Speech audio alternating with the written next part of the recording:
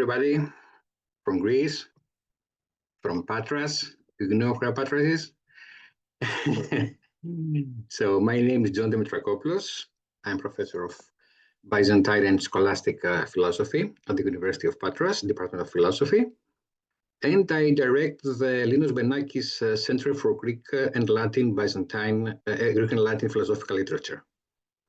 This center hosts the Thomae de Aquino Byzantinus project, and I'm very, very happy to introduce you, Marie-Hélène Blanchet, who has edited the second volume of our series.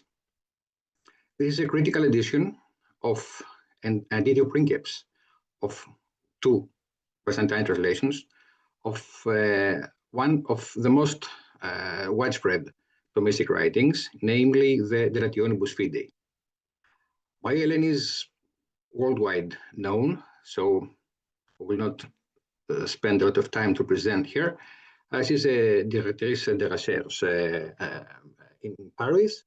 She has published 10, 11 books and some hundreds, but not hundreds, but some dozens of articles, focusing on late Byzantine institutions, ecclesiastical history, and theology. One of many of her skills is critically editing many late Byzantine texts. And I was really, I really enjoyed my collaboration with her.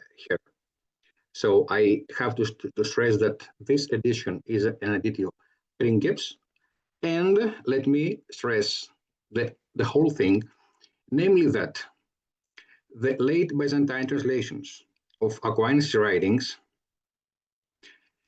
amount to the whole quantity of the remaining late Byzantine philosophical and theological literature. So her contribution fills a real gap in our knowledge of the late Byzantine intellectual history. So, dear Marie-Hélène. Thank you very much, Yanis. I would like to thank the organizers for inviting me, to thank the Thomae de Aquino Byzantinus project, which you lead, Yanis, and to thank also Brepos, our editor, for this book.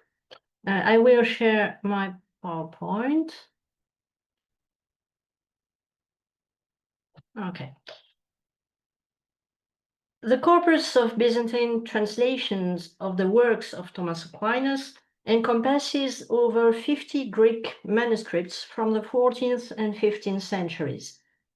This constitutes a significant portion of late Byzantine theological production that remains largely unknown, as you just said, Yanis, as most of these texts have not been edited. One could argue, as it has long been done, that these are merely translations and not original Byzantine creations. However, in all areas of intellectual history, the status of translations has been reconsidered in recent years, and their importance in the processes of translatio studiorum, that is, in the mechanisms of cultural transmission between spaces that do not share the same traditions of thought, is now well established. In the second half of the 14th century, when Thomas Aquinas' works were translated into Greek, the religious controversy against the Latins was already long-standing, and the very act of introducing Latin theological writings in Byzantium was controversial. The initiative to translate Thomas Aquinas' works came at a time when very few Latin theological texts were available in Greek.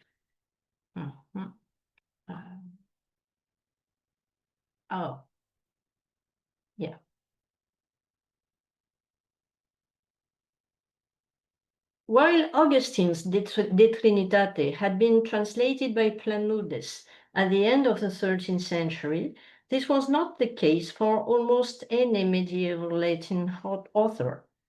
The introduction of Thomas Aquinas to Byzantium in the second half of the 14th century was significant for two reasons. In the history of ideas, Thomism profoundly changed the methods of exposition and the very nature of theological discourse. On a broader scale, in the cultural relations between the Byzantine world and the West, the acculturation of Thomas thought was a sign of remarkable curiosity about contemporary Latin Christianity. There is a wealth of Byzantine literature surrounding the works of Thomas Aquinas, including translations, refutations, and counter-refutations. We can discern a genuine interaction between the arguments of the Byzantines and those of the Latins, with the explanations provided by one side sparking counter-arguments from the other. This prompts us to reconsider the theological issues involved in the religious debates of this era, particularly the union of the churches. The dossier presented in my book consists in two translations, one attributed to a certain Atoumis, and the other one to Demetrios Cydonis. The decision to translate Thomas Aquinas' works appears to have been influenced by both the Byzantine translators and their patrons. The foremost of these translators was Demetrios Cydonis, who belonged to the highest aristocracy of the imperial court. He served as the chief minister to Emperor John V Palaeologos from 1355 onwards. The two texts that I have edited for this book are actual translations of Thomas Aquinas' work from beginning to end, in the sense that the Latin de rationibus fidei can always be found under the Greek text. The two translations are also entirely distinct from one another, Cydonis being slightly freer than Atoumis. Deviations from the original Latin text, that is to say, addition or removal of portions of text or shifts in meaning, remain marginal. As I have identified a manuscript very close to the Latin manuscript used by Atoumis for his translation, a witness now preserved in Siena, I can conclude that Atoumis' version contains virtually no autonomous intervention by the translator. The same cannot be said of the Cydonis version, which contains a few interesting glosses, but I cannot say with certainty whether these should be attributed to the translator or to his Latin model, which would then be lost. From the point of view of the history of ideas, it must be emphasized that, generally speaking, these two translations reflect Thomas Aquinas' original text very faithfully. They are not paraphrases or rewritings of De Rationibus Fidei, but rather translations that render the original Latin text. Secondly, and equally importantly, they are legible in Greek, and therefore comprehensible to a Byzantine theologian who did not know Latin. I tried to assess the skills of the translators, and I can say that they make very few mistakes. I was particularly interested in their lexical choices.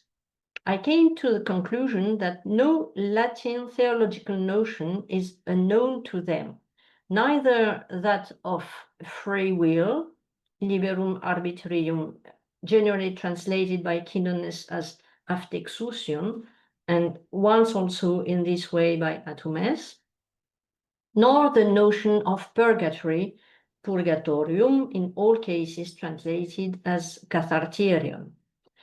A substantial number of theological terms always receive the same translation.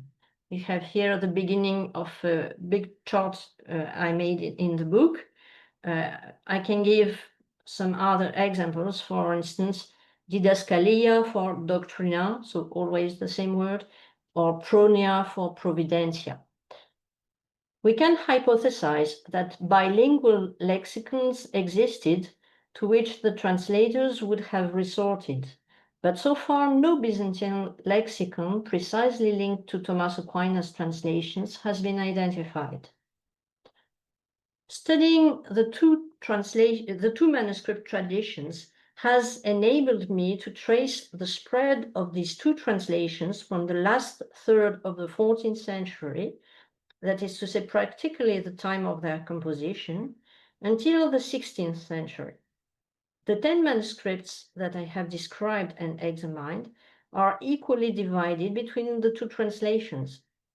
Their itinerary shows that these texts circulated in a variety of geographical areas, such as Constantinople, but also Crete, and also Florence at the time of the council in 1439, and in a variety of milieux, both unionist and anti-Latin.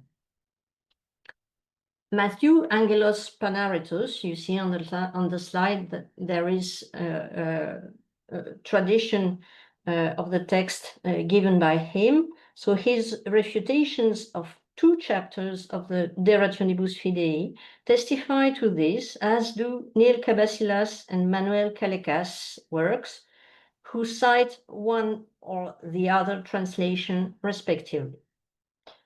On a small scale, the translations of De Rationibus Fidei thus reflect the spread of Thomas' thought in Byzantium as a truly read text that theologians could use to either promote or reject a rapprochement with the Latins. Thus, these translations of Thomas Aquinas constitute a specific textual object, but also and above all, a historical phenomenon in its own right. Thank you. Thank you very much, dear Marie-Hélène. Any questions by means of chat or questions and answers are welcome.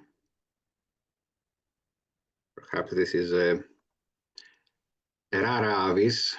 This is an editio princeps, so not many persons have already found the time to read the book, so that they have already questions. Well, Callum Hendleman, a question to everyone, well, to Marie-Hélène. What were the motivations, the reasons, why these translators decided to render this Latin text into Greek? And of course, this has to do both with Demetrios Cydonis and with Atoumis. Dear Marie-Hélène, please. Okay, thank you. So Cydonis is a very well-known character in Byzantine history. He recalls in his own autobiography that he wanted to learn Latin in order to be able to discuss with the ambassadors. He was a political eminent figure, of course. And so he began to learn Latin, and probably, very probably, he learned Latin with the Dominicans in Pera, so just in front of Constantinople, in Galata today. There was a Dominican convent, and so he went there. Very probably, we have no specific attestation, so about the person, the teacher he with whom he worked, but very probably with Philip of Pera, who was Dominican there. And so he happened to have in his hands for learning Latin the works of Thomas Aquinas. And he was enthusiastic. He was really very keen of this author and very interested. And so after learning, he began to translate. And we have some autograph manuscripts, and especially one when he finished the translation of the Summa Contra Gentiles in December 1354.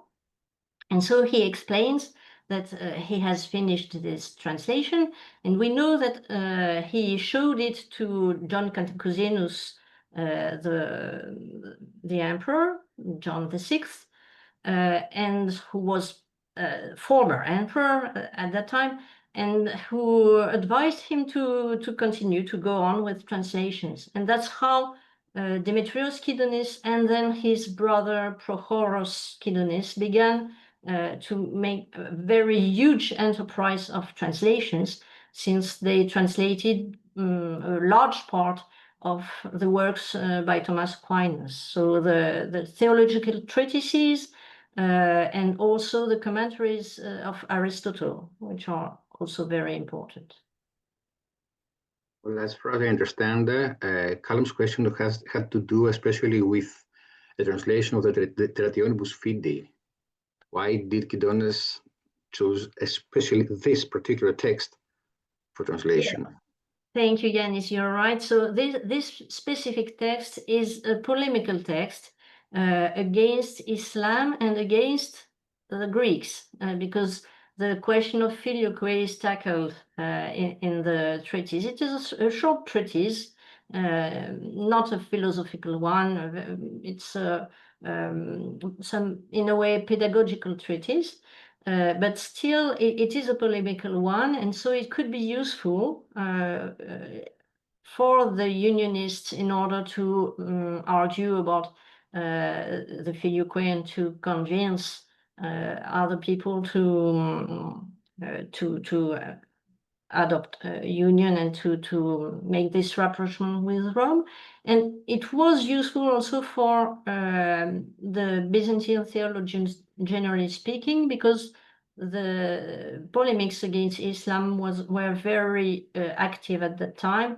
And John Cantacuzenus himself used a lot the translation of Thomas Aquinas in his own treatises against Islam.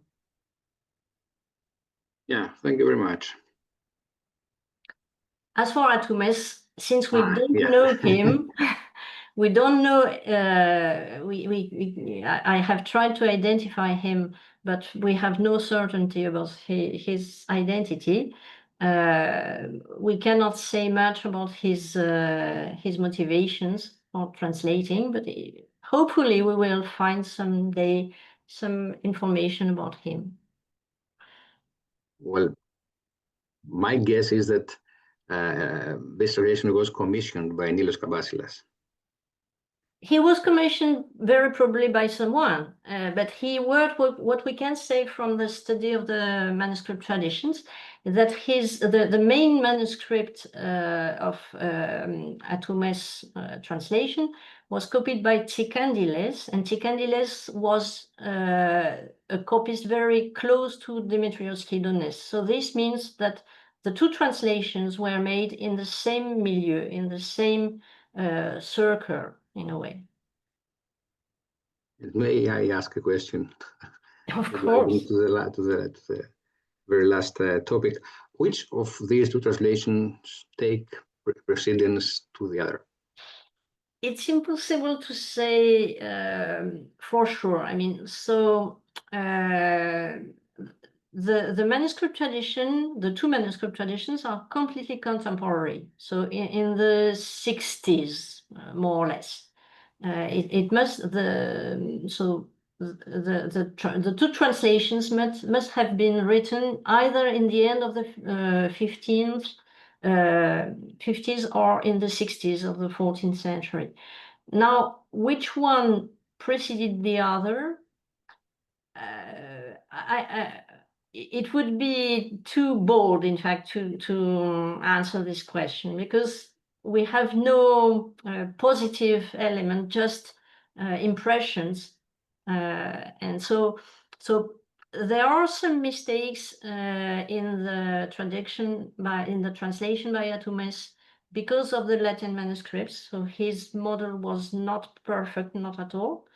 And these mistakes are generally not there in Cydonis translation. That's the only thing I can say. Yeah, thank you very much. Any question by anybody of our friends here?